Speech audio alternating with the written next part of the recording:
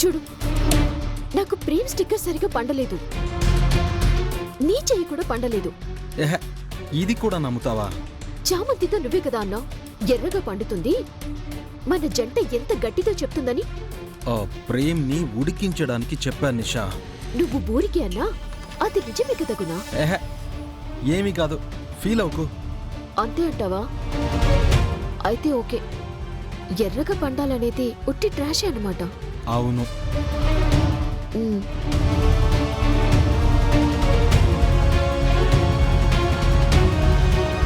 చామంతికి ఎలా పండిందో చూద్దాం.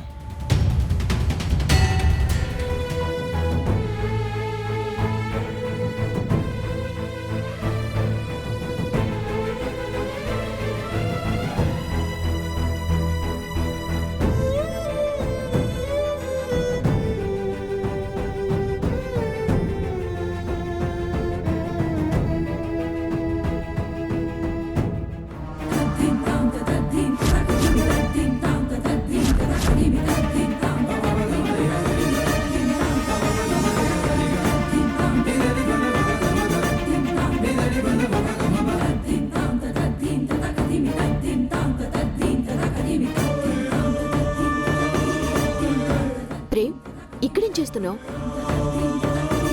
నువ్వు వెళ్ళు. రా ప్రేమ్, రా.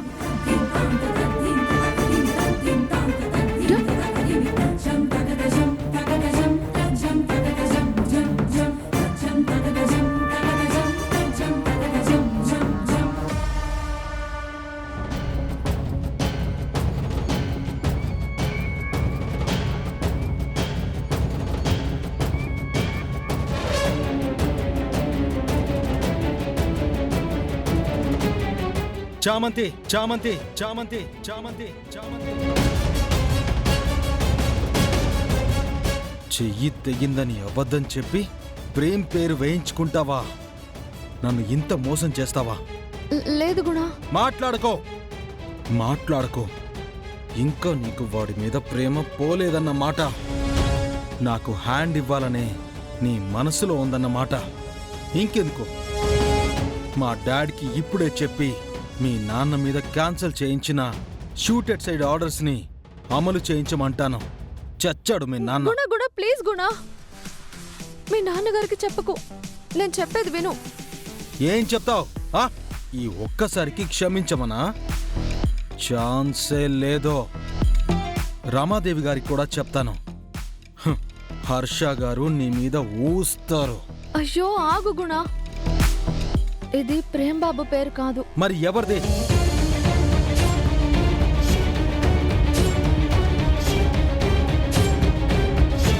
ప్రేమతో గుణ. ఏంటి? నిజం గుణ. ప్రేమతో గుణనా? అయితే అడిగినప్పుడు ఎందుకు చెప్పలేదు? గ్లాస్ పగిలి గుచ్చుకుందని ఎందుకు చెప్పావు? సర్ప్రైజ్ చేద్దాం అనుకున్నాను, ఇలా మిస్అండర్స్టాండ్ చేసుకుంటావు అనుకోలేదు. నిజమేనా చామంతి? నేను చెప్తున్నాను కదా. ప్రేమతో గుణ. నీ క్రియేటివిటీ బాగుంది. నాకు ఈ థాట్ వచ్చుంటే ఈ చేతికి జీ అని వేసుకునేవాణ్ణి. చామంతి గుణానా? కాదు, నా గుండెల్లో చామంతి. నాకిప్పుడు వచ్చిన థాట్ అద్దిరిపోయింది కదా. ఓకే, నువ్వు ఇలానే ఉండు చామంతి.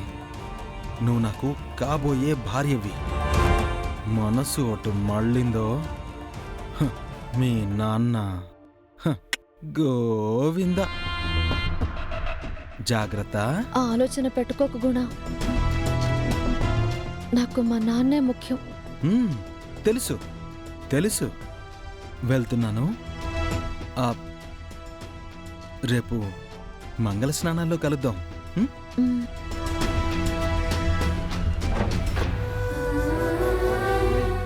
అమ్మయ్యా, ఆ అబద్ధాలతోనే నా జీవితం వెళ్తుంది. ప్రేమ్ బాబు, నిజం మీకు చెప్పలేని దుస్థితి నాది. ఏం చేయను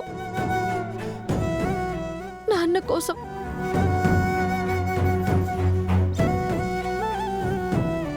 చెప్పరా చెప్పు చెప్పరా చెప్పు చెప్పరా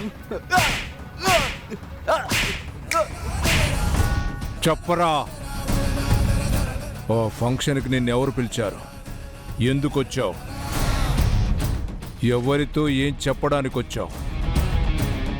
ఏం ఇవ్వడానికి వచ్చావు? చెప్పు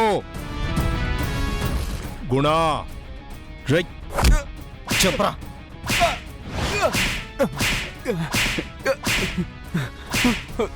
నన్నెవరు పిలవలేదు. నేనెవరిని కలవడానికి రాలేదు.